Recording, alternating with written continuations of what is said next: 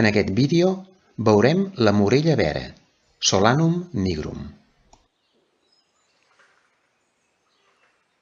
Planta erecta, ramificada, sense pèls, glabra o amb pèls curts i suaus.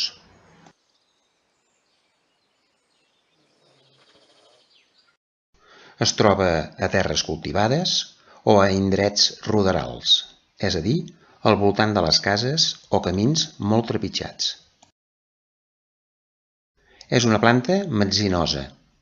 Totes les parts de la planta crues són tòxiques. Fulles amples, acabades en punta i ondulades. Flors petites, en cimes umbel·liformes, extraaxil·lars. Flors de corol·la blanca, d'uns 12 mil·límetres, en 5 pètals acabats en punta. Les anteres s'agrupen fent un con de color groc al centre de la flor. Floreix del juny al setembre.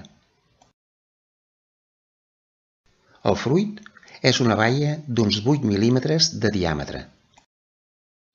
La baia, un cop madura, és de color negre. La planta conté solanina, un glucoalcaloide tòxic. Evitar consumir les fulles o les baies crues.